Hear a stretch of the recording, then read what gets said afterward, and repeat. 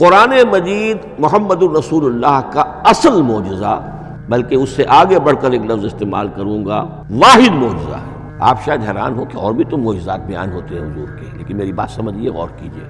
ان واقعات سے مجھے انکار نہیں ہے، لیکن جو بات میں کہنا چاہتا ہوں اس کو اچھی طرح سمجھیے۔ معجزہ کہتے کسے ہیں؟ معجزہ عاجز کر دینے والی شے۔ اس معجزے میں دو چیزیں ہونی لازم ہیں، دعویٰ اور تحدی، چیلنج۔ جبکہ کوئی خرق عادت کوئی شے پیدا ہو جائے، خرق عادت اسے کہتے ہیں کہ فزیکل لا ایک ہے، پانی، واٹر کیپس اٹس سرفیس، حضرت موسیٰ کا عصا اس پر لگا اور سمندر پھٹ گیا، خرق عادت ہے۔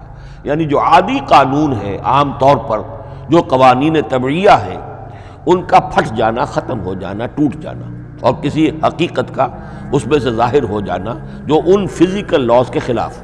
آگ کے بارے میں قانون کیا ہے؟ وہ جلاتی ہے، لیکن یہ کہ یہ معجزہ ہے، یہ خرق عادت ہے کہ حضرت ابراہیم آگ میں ڈالے گئے، اس نے نہیں جلایا، یا نارو کونی بردن و سلام علی ابراہیم۔ تو خرق عادت کو اب دو قسموں میں آپ سمجھیے۔ ایک خرق عادت وہ ہے جو دعوے کے ساتھ پیش کیا جائے، اپنی صداقت، اپنی رسالت کی حقانیت اور صداقت کے ثبوت کے طور پر، اور اس میں چیلنج کیا جائے کہ آؤ مقابلہ کر لو، وہ اس رسول کا اصل معجزہ ہوتا ہے۔ ایک خرق عادت وہ ہے جو اللہ تعالیٰ اپنے نیک بندوں کی بزرگی کو ظاہر کرنے کے لیے، غیر انبیاء کے لیے بھی کرامات جنہیں ہم کہتے ہیں ہو جاتی ہے۔ بہت سے صحابہ سے وہ کرامات ثابت ہیں۔ حضرت عمر رضی اللہ تعالیٰ عنہ کو شام کا میدان جنگ دکھا دیا گیا، یا ساریۃ الی الجبل کے الفاظ آپ نے فرمائے۔ ابھی تو ٹیلی ویژن کہیں نہیں تھا، ابھی یہ سارے وسائل و ذرائع موجود نہیں تھے، یہ خرق عادت ہے۔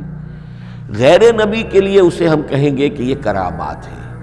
نبی کے لیے لفظ معجزہ اختیار کر لیا جاتا ہے، لیکن معجزہ اس کو نہیں کہنا چاہیے، اصل میں یہ بھی نبی کے لیے کرامات کے درجے کی شے ہے جو اس سے بلند ہے۔ معجزہ وہ ہے جسے کوئی نبی دلیل کے طور پر پیش کرے اور اس پر چیلنج کرے کہ آؤ اور مقابلہ کرو۔ مثلا حضرت موسیٰ علیہ السلام کو دو معجزے دیے گئے، اور اس میں سے جو سانپ بن جانا تھا لاٹھی کا، وہ معجزہ ہے جس پر چیلنج بھی آیا اور ساحروں سے مقابلہ بھی کیا، اور ساحر شکست کھا گئے، عاجز آ گئے۔ القی السحرۃ ساجدین، وہ سارے جادوگر جو ہیں فوری طور پر بے اختیار سجدے میں گر گئے۔ آمنا برب موسیٰ و ہارون، ہم ایمان لے آئے موسیٰ اور ہارون کے رب پر۔ یہ معجزہ ہے۔ اس معنی میں محمد الرسول اللہ صلی اللہ علیہ وسلم کا معجزہ صرف قرآن حکیم۔ قرآن مجید میں آپ سورہ انعام میں بھی دیکھیں گے بہت ہی شدت کے ساتھ، سورہ بنی اسرائیل میں دیکھیں گے بڑی تفصیل کے ساتھ معجزے طلب کیے گئے۔ آپ اس مکے کی سرزمین میں ابھی ہمارے دیکھتے ہی دیکھتے چشمہ نکال دیجئے، ہم مان لیں گے آپ اللہ کے رسول ہیں۔ آپ ہماری نگاہوں کے سامنے آسمان پر چڑھ کر دکھائیے، پھر وہاں سے کتاب لے کر اتریے، پھر ہم سمجھ لیں گے آپ اللہ کے رسول ہیں۔ آپ کے لیے چشم زدن میں کوئی محل سونے کا چاندی کا تیار ہو جائے، مان لیں گے آپ کو اللہ کے رسول ہیں۔ آپ اس بے آب و گیا وادی میں فوراً ایک باغ جو ہے اپنے لیے بنا کے دکھا دیں، مان لیں گے کہ آپ اللہ کے رسول ہیں۔ ایسے تمام مطالبات پر اللہ تعالیٰ کی طرف سے کوڑا جواب ملا، اللہ اس قسم کی کوئی شے نہیں دکھائے گا۔ بلکہ سورہ انعام جب ہم پڑھیں گے، وہاں تو بہت ہی واقعہ یہ ہے کہ اس کو پڑھ کر رقت طاری ہوتی ہے کہ ایک موقع پر ایسا محسوس ہوتا ہے کہ حضور صلی اللہ علیہ وسلم کی طبیعت مبارکہ میں یہ خیال پیدا ہو گیا کہ اللہ کو ایسی شے ان کو دکھائی دی جائے تاکہ چپ تو ہو جائے، نہ بھی مانیں گے چپ تو ہوں گے، ورنہ تو عوام کے سامنے ان کی دلیل مجھ پر قائم ہو رہی ہے کہ بھائی یہ رسالت کے مدعی ہے۔ ہم کہتے ہیں معجزہ دکھاؤ، معجزہ نہیں دکھاتی، تو پوزیشن میری جو ہے کمزور ہو رہی ہے۔ وہاں جس انداز میں اللہ نے کہا ہے، ہرگز نہیں، اے نبی اگر آپ کے اختیار میں ہے تو کہیں آسمان پر سیڑھی لگا لیجئے، یا زمین میں سرنگ لگا کے کوئی معجزہ لا سکتے ہو تو لے آئیے، ہم نہیں دکھائیں گے۔ رقت طاری ہوتی ہے۔ تو حضور کا معجزہ اس معنی میں صرف ایک ہے، اور وہ قرآن ہے۔ اچھا، اس کے لیے کیسے کیسے چیلنج کیے گئے؟